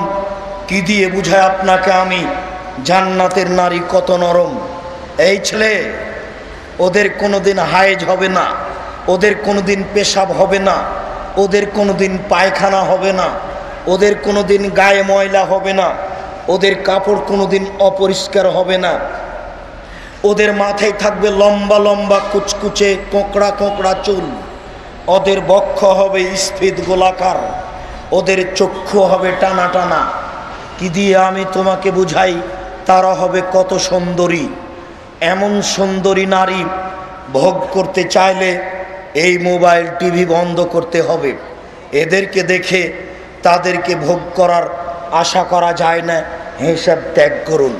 সম্মানিত দিনী ভাই, আল্লাহর নবী বললেন আমার উম্মত রেশমি কাপড়কে হালাল মনে করবে। তিনি বললেন আমার উম্মত বাদ্যযন্ত্রকে হালাল মনে করবে। বাদ্যযন্ত্র এখন পাপের কাজ নয়, সব দোকানেই চলে, সব বাড়িতেই চলে, সব মোবাইলেই চলে। সেই কথা আল্লাহর নবীও বলেছেন। তিনি বলেন যে আমার উম্মত গান বাজনা, বাদ্যযন্ত্র, জেনা, রেশমি কাপড় সবকে হালাল মনে করবেন। মুআয ইবনে জাবাল রাদিয়াল্লাহু তাআলা আনহু বলেন আল্লাহর নবী বলেছেন নেতৃত্ব শুরু হয়েছে নবী দিয়ে, দয়া দিয়ে, তারপরে নেতৃত্ব শুরু হয় খলিফা দিয়ে, দয়া দিয়ে, তারপরে নেতৃত্ব শুরু হয় জোর যার মুল্লুত্তার, তারপর নেতৃত্ব শুরু হয়, মানে নেতা হবেই হবে যে কোনো মূল্যে, টাকা দিয়ে হোক, জবে করে হোক, সে নেতা হবেই। এদের 4টা চরিত্র হবে। 1 নাম্বার চরিত্র হবে এরা রেশমি কাপড়কে হালাল মনে করবে। এদের গায়ে থাকবে সিল্ক জাতীয় কাপড়ের জামা, এদের বাড়িতে বিছানে থাকবে মখমল চাদর, এদের বাড়িতে আপনার সোফাতে থাকবে মখমল কাপড়। আল্লাহর নবী বলছেন এরা রেশমি কাপড়কে হালাল মনে করবে। 2 অল খমুরা, এরা মদকে হালাল মনে করবে। 3 অল ফরুজা, জেনাকে হালাল মনে করবে। জেনা এদের কাছে কোনো পাপ নয়, জেনাকে তারা হালাল মনে করবে। এরপর আল্লাহ রাসূল বললেন ও ইরজাকো, এরা দৈনন্দিন ধনী হয়ে যাবে। ওইন সারো, ধনী হওয়ার ব্যাপারে যে কোনো সহযোগিতা পাবে। 5 কোটি টাকা নিয়ে ব্যবসা শুরু করেছে, 10 দিন পরে সরকার উল্টে গেল। এমন সরকার আসলো, একে আর ব্যাংকের টাকা জমা দেওয়া লাগবে না, মওকুফ হয়ে গেল। আল্লাহর নবী এই কথা বলছেন, এরা দৈনন্দিন ধনী হবে। ধনী হওয়ার জন্য সর্ব ধরনের সহযোগিতা সুবিধা পাবে। জোর করে জমি দখল করলেও অন্য কেউ নিতে পারবে না। ক্ষমতা বলে ঢাকা শহরে জমি কিনে নিয়ে 3 বছরের মধ্যে 20 তলা বিল্ডিং বানাবে। তাই তো আল্লাহর নবী বলেছেন, এই শোনো, যখন তোমরা দেখবে যারা বিলের ধারে গামছা পরে খালি পায়ে ছাগল চড়াতো, তারাই ঢাকাতে গাড়ি বাড়ি করেছে, বুঝে নিও এখন কিয়ামত হবে। যারা বিলের ধারে গামছা পরে খালি পায়ে ছাগল চড়াতো, ছাগল চড়াতে চড়াতে বাপ একদিন চলে আসলো ঢাকা, ঠেলা গাড়ি চালাতো। ছেলেটা আগে আগে টানে, বাপ পিছে পিছে ঠেলে। কিভাবে কিভাবে কি হয়ে গেল, হঠাৎ করে জমি কিনে নিল। বাড়ি নাকি 20 তালা, বাড়ি নাকি 20 তালা। আল্লাহর নবী এই কথা বলেছেন, যখন তোমরা দেখবে যারা বিলের ধারে গামছা পরে খালি পায়ে ছাগল চড়াতো, অট্টালিকা বানাবে, বাপ মায়ের সাথে আচরণ করবে কাজের মেয়ের মতো। মা এসেছে গ্রামের বাড়ি থেকে, স্ত্রী মোটা সোটা, কাজ করতে পারে না, ব্যাংকে গেছে, তাই বলছে মা কাপড়টা একটু রেখে গেছে, খেঁচে দেন না, পরিষ্কার করে দেন। তাই মা কাপড়টা খেঁচে ধুয়ে শুকাতে দিল। মা নাকি রান্না বান্না করে, বউ নাকি এসে খায়, তাই নাকি? কথা তো আল্লাহর নবী বলেছেন, হতেই হবে। এটাই কিয়ামতের লক্ষণ, যেটা আপনার বাড়িতে ঘটছে। সম্মানিত দিনী ভাই, নেশাদার দ্রব্য থেকে সাবধান থাকুন। আবু হুরায়রা রাদিয়াল্লাহু তাআলা আনহু বলেন, রাসূল সাল্লাল্লাহু আলাইহি ওয়াসাল্লাম বলেছেন, ইন্নাল্লাহা তাআলা হারামাল খামরা ওয়াল মাইতাতা ওয়াল খিনজিরা ওয়াল কুবা, নিশ্চয় আল্লাহ তাআলা নেশাদার দ্রব্যকে হারাম করেছেন। নিশ্চয় আল্লাহ তাআলা শুকুর, শোরকে হারাম করেছেন। নিশ্চয় আল্লাহ তাআলা গান বাজনা বাদ্যযন্ত্রকে হারাম করেছেন, নাচ গানকে হারাম করেছেন। আবু হুরায়রা রাদিয়াল্লাহু তাআলা আনহু বলেন, হারাম রাসূলুল্লাহ সাল্লাল্লাহু আলাইহি সাল্লাম বায়াল খামরে, আল্লাহর নবী মদ ক্রয় বিক্রয় হারাম করেছেন। বায়াল আসনামে পুতুল ক্রয় বিক্রয় হারাম করেছেন। এখানে যতজন আছেন, কারো দোকানে যদি পুতুল থাকে, আগামী 24 ঘন্টার মধ্যে দোকান পরিবর্তন করুন। বক্তব্যের সাথে মুনাফিকি করবেন না। আজ থেকে যেন বাড়িতে কোনো ছবি মূর্তি পুতুল না থাকে। আবারও অনুরোধ করছি, বক্তব্যের সাথে মুনাফিকি করবেন না। আবারও অনুরোধ করছি, বক্তব্যের সাথে মুনাফিকি করবেন না। আল্লাহর নবী মরা প্রাণীকে হারাম করেছেন, তার মূল্যকে হারাম করেছেন, শুকর হারাম করেছেন, শুকর ক্রয় বিক্রয় হারাম করেছেন, তার সর্ব ধরনের সব কিছুকেই হারাম করেছেন। আনাস রাদিয়াল্লাহু তাআলা আনহু বলেন, রাসূল সাল্লাল্লাহু আলাইহি ওয়াসাল্লাম বলেছেন, লা তাবিউল কায়নাত, যারা নাচ গান করে তাদের বিক্রয় করো না। ওয়ালা তাশতারুহুন্না, যারা নাচ গান করে তাদের ক্রয় করো না। এই সব মিশন হারাম। আব্দুর রাজ্জাক সাহেব বলেন, আমার দোকানে কিন্তু কি করি, আমার দোকানে সব নেটের ভালো মন্দর ব্যবস্থা হয়, আমার দোকানে এসব ফেসবুক ক্রয় বিক্রয় হয়, আমার দোকানে এসব কি ক্যাসেট সিনেমা, আমি অত নাম বলতে পারি না, সব এগুলো বিক্রয় হয়। আমি কি করব বলেন? 24 ঘন্টার মধ্যে ব্যবসা পরিবর্তন করুন। আপনার বক্তব্য ক্যাসেটিং করে লোককে দিজে, তাহলে সিডি হিন্দুর দোকান থেকে কিনে আনেন। আপনি ব্যবসা করবেন মুদিখানার দোকান, আর হিন্দুর ব্যবসা হবে ওটা। ওখান থেকে আপনি সিডি কিনে নেন, কিনে নিয়ে মেমোরিতে দিয়ে আব্দুল রাজ্জাক সাহেবের বক্তব্য চর্চা করাই উচিত। সব দোকানে থাকবে এসব বক্তব্য জরুরি। যেখানে কণ্ঠসুর নেই, যেখানে আজে বাজে কোনো কথা নেই, যেখানে কোনো কেচ্ছা কাহিনী নেই, এই বক্তব্যই ঘরে ঘরে দিতে হবে, এই বক্তব্যই দোকানে দোকানে দিতে হবে, এই বক্তব্যই গাড়িতে গাড়িতে দিতে হবে। সব গাড়িতে চলবে এই বক্তব্য, সব দোকানে চলবে এই বক্তব্য, সব মোবাইলে চলবে এই বক্তব্য, সব নেটে চলবে এই বক্তব্য। আকাশ ভর্তি করে দিতে হবে এই বক্তব্য দিয়ে। এটা জরুরি, আপনাদের জন্য এটা জরুরি জিম্মেদারি। এখানে কোনো রূপক কথা নেই, এখানে কোনো কেচ্ছা কাহিনী নেই, এখানে কোনো অপ্রয়োজনীয় কথা নেই। আল্লাহর নবী বললেন, পৃথিবীর মানুষ, তোমরা যারা গান বাজনা করে তাদের বিক্রি করো না, যারা গান বাজনা করে নাচে তাদের ক্রয় করো না। অসামানুহুন্না হারাম, ওদের মূল্য হারাম। যাত্রা, থিয়েটার, সিনেমা এইসব মাধ্যম দিয়ে টাকা ইনকাম করা হারাম। দোকানে টিভি রেখে টাকা ইনকাম করা হারাম, একেবারেই হারাম, টোটালি হারাম, সম্পূর্ণরূপে হারাম। এই টাকা দিয়ে চাউল কিনে ভাত খাবেন, এই ভাত ওই রকমই হারাম। এখানে শুকুরের গোশত আছে, এইটা যেমন হারাম। আবারও অনুবাদ শোনেন, আল্লাহর নবী বলছেন, তোমরা যারা গান বাজনা করে নাচে তাদের ক্রয় করো না, তাদের বিক্রয় করো না। একটা বাক্য ছেড়ে দিয়েছিলাম, ওয়ালা তুআল্লিমুহুন্না, তাদেরকে গান বাজনা শিখিয়ে দিও না। হেডমাস্টারের চলে না নাচ গান ছাড়া। আল্লাহর নবী বলছেন, তোমরা নাচ গান শিখিয়ে দিও না। তাদের নাচ গান শিখিয়ে দেওয়া হারাম, তাদের নাচ গান শিখিয়ে দেওয়া হারাম। ঢাকা শহরে কয়েক হাজার স্কুল আছে, কয়েক হাজার ঘর আছে, কয়েক লক্ষ আছে যেখানে মেয়েরা নাচে। এরকম নয়? যেখানে মেয়েরা গান বাজনা শিখে, যেখানে তারা হারমোনিয়াম টিপে, যেখানে তারা সেতারা দোতারা ব্যবহার করে, এগুলো সব মুসলমানের মেয়ে। এরা মুসলমান নয়, এরা কাপুরুষ, এরা পশু প্রাণী, এরাই হলো কুকুর শ্রীগাল, যাদেরকে আল্লাহ বলেছেন পশু প্রাণী, যাদেরকে আল্লাহ বলেছেন কুকুর শ্রীগাল। নইলে ছেলে মেয়ে এখানে আসবে কেন?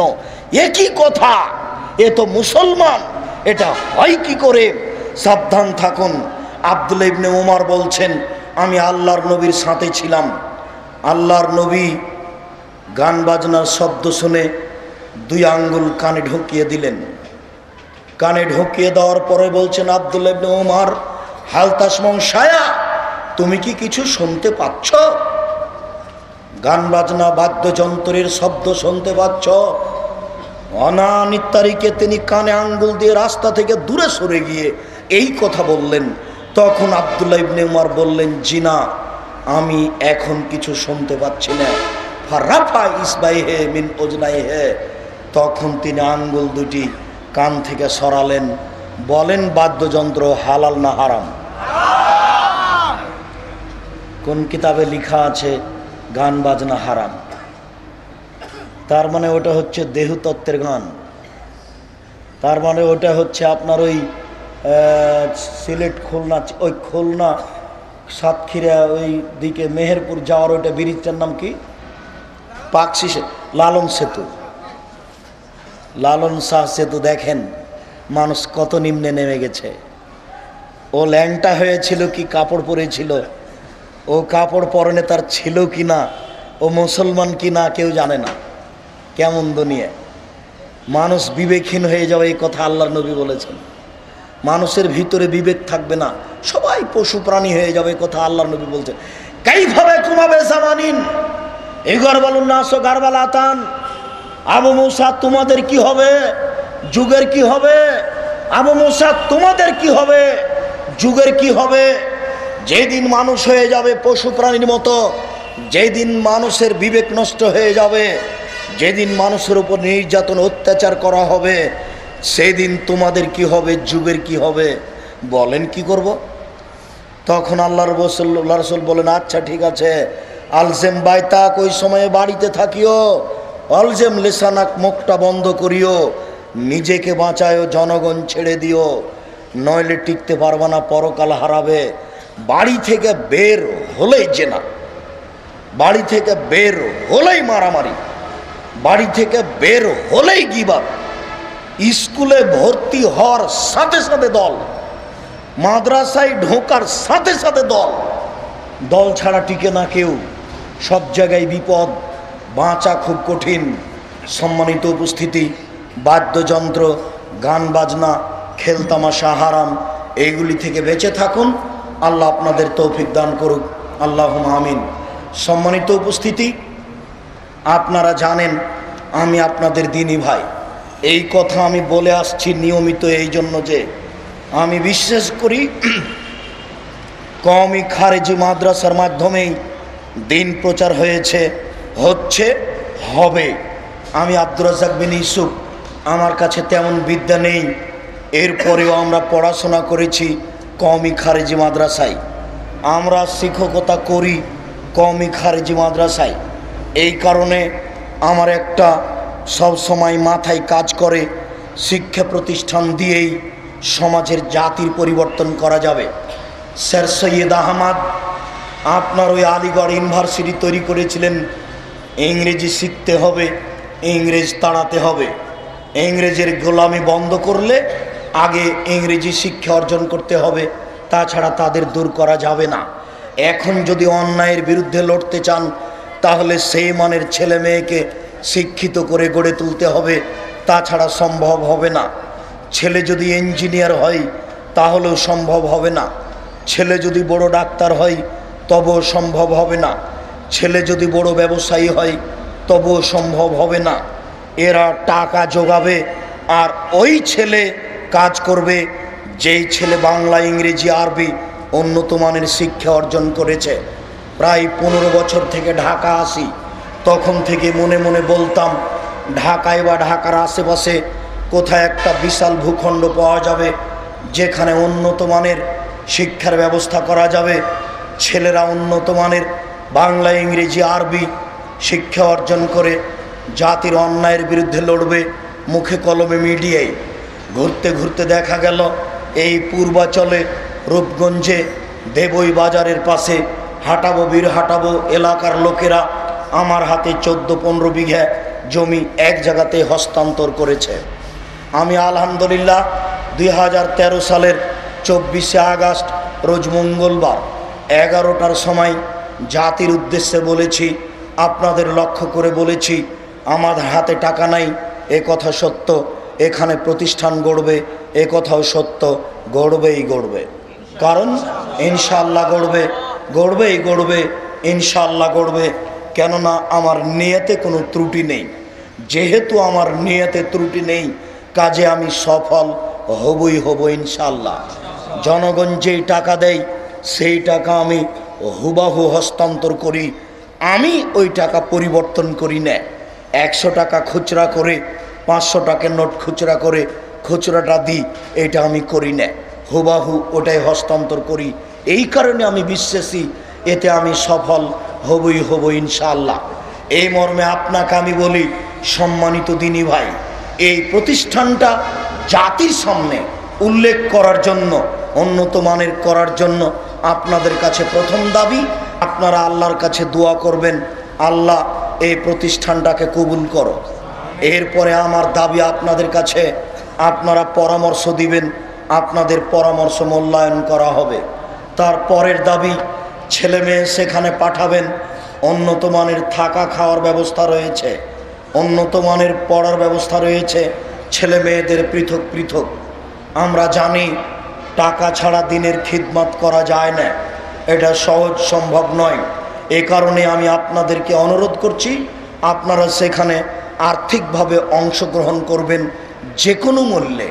আপনি একটু প্রথমত প্রতিষ্ঠানটা দেখে আসুন, একটু সময় করে দেখে আসলে মনটা খুশি হবে, শান্তি পাবেন। আপনিও চেষ্টা করবেন এখানে কিছু সহযোগিতা করা হোক। আমি আমার দিনী ভাই ও বোনকে বলছি, আপনি যে কোনো মূল্যে 10 টাকা হলেও, 10,000 হলেও, 10 লক্ষ হলেও, 10 কোটি হলেও প্রতিষ্ঠানটাকে মূল্যায়ন করুন। আমরা প্রাণপণে জীবন বাজি রেখে চেষ্টা চালিয়ে যাচ্ছি এদেশে একটা উন্নত মানের প্রতিষ্ঠান করতে হবে যে কোনো মূল্যে, যেখানে ছেলেরা শিক্ষা অর্জন করে জাতির অন্যায়ের বিরুদ্ধে লড়বে মুখে কলমে মিডিয়ায়। আল্লাহ, তুমি সকল দিনী ভাই ও বোনকে এই প্রতিষ্ঠানে সহযোগিতা করার পরামর্শ দেওয়ার তৌফিক দান করো। আল্লাহ, আমাদের যারা মারা গেছে তুমি তাদের কবরের শাস্তি মাফ করো। আমরা যারা অসুস্থ তুমি তাদের আরোগ্য দান করো। আমরা যারা বেঁচে আছি তুমি তাদেরকে তোমার রাসূলের পদ্ধতি অনুযায়ী চলার তৌফিক দান করো। আমাদেরকে এই হাঁটাবো বীর হাঁটাবো দেবই বাজার জামিয়া সালাফিয়া রূপগঞ্জ এই প্রতিষ্ঠানটাকে মূল্যায়ন করার তৌফিক দান করো। আল্লাহুম্মা আমিন। এর সুবিধা অসুবিধা দেখার তৌফিক দান করো। আল্লাহুম্মা আমিন। কয়েকটি জিজ্ঞাসা আপনার অবগতির জন্য জানানো যাচ্ছে যে আমাদের সুরিটোলা এলাকায় বেশ কিছু অনইসলামিক কাজ চালু হয়ে যাচ্ছে, যার কারণে আমাদের যুবক যুবতীরা প্রতিনিয়তই ভ্রষ্টতার দিকে ধাবিত হচ্ছে। সুতরাং এ থেকে পরিত্রাণের লক্ষ্যে নিম্নোক্ত বিষয়গুলো সম্পর্কে আলোকপাত করার জন্য বিশেষভাবে অনুরোধ করা হলো। আলোচনা তো যা হয়েছে। হারাম উপার্জন করে দাওয়াত তাবলিগি বা এবাদাত করা কতটুকু বৈধ? হারাম উপার্জন করে এটা কি করবেন? হারাম উপার্জন মানে সবই হারাম, আর কিছু কবুল হবে না, সব গেছে, বিপদে পড়িয়েন না। 2, ডিশের মাধ্যমে হাজারো যুবক যুবতী চরিত্র হারাচ্ছে। সুতরাং ডিশ অফিসে কোরআন তেলাওয়াত করা কতটুকু বৈধ? এসব অফিসে কোরআন তেলাওয়াত করা মানে প্রতারণা। এগুলো মুসলমানকে প্রতারণা দেওয়া হচ্ছে পরে অনেক পাপের কাজ, জেনার কাজ চালু করার জন্য। ডিশের অনেক কিছুই ভালো, প্রায় সব কিছুই খারাপ। খুব খেয়াল করবেন, এগুলো বন্ধ করার চেষ্টা করুন। পানির পাম্প উঠিয়ে মেলা ও অশালীন কার্যকলাপ চালানো কতটুকু বৈধ? মেলা বা অশালীন কাজ তো মুসলমানেরা করতে পারে না, এটা হিন্দুদের কাজ। আপনাদের এই বংশালে সুরিটোলায় মালিটোলায় যেন কোনোদিন মেলা না লাগে, যাতে করে কোনোদিন এই ল্যাংটা অনুষ্ঠান না হয়। দেখুন, মুনাফিকি করিয়েন না বক্তব্যের সাথে। মুনাফিকি করে কোনো লাভ হবে না। কষ্ট করে ধৈর্য ধারণ করে থাকুন, তাহলে পরিস্থিতির মোকাবেলা করা হবে। এখানে সেখানে কোনোখানেই চলবে না। আপনারা আহলে হাদিস মানুষ, বংশালের সুরিটোলা মালিটোলার লোকের একটা ঐতিহ্য আছে, ঐতিহ্য হারায়েন না। এরপরে এটা মহাপাপ, এই পাপ বন্ধ করুন। এত নোংরা কাজ, অশ্লীল কাজের সাথে আপনারা মায় মুরব্বী নেতাকর্মী কেন জড়াবেন? ছি ছি ছি ছি ছি। এই ধরনের কাজে আপনারা কেন আসবেন? ভবিষ্যতেও কখনো এই কাজগুলি হওয়ার সুযোগ দিবেন না। আল্লাহ আপনাদের তৌফিক দান করুক। আল্লাহ। 31st নাইটে হাজারো টাকা নষ্ট করে পালন করা মুসলমানের কাজ। মুসলমানের কাজ করতে পারে না, এটা ইহুদি খ্রিস্টানের কাজ। সাবধান, ওই রাত্রে 31st নাইটে সারা রাত অভিশাপ করবেন, ঘৃণা করবেন যারা চালু করছে, যারা এগুলোর পিছনে ইন্ধন যোগাচ্ছে। আল্লাহ, তুমি তাদের ধ্বংস করো, নইলে তাদের তুমি হেদায়েত করে তাদের সঠিক পথে নিয়ে আসো। এই কাজগুলি বন্ধ করো। আল্লাহুম্মা আমিন। 16ই ডিসেম্বর উপলক্ষে বিভিন্ন দোকান ও ব্যক্তি থেকে চাঁদা উঠানো চিরদিনই হারাম নাজায়েজ কাজ। শুকরিয়া, জাযাকুমুল্লাহ খায়ের। আল্লাহ, তুমি আমাদের কবুল করো। আল্লাহুম্মা আমিন। সুবহানাকা আল্লাহুম্মা ওয়া বিহামদিকা আশহাদু আল্লা ইলাহা ইল্লা আনতা আস্তাগফিরুকা ওয়া আতুবু ইলাইক। আসসালামু আলাইকুম ওয়া রাহমাতুল্লাহ।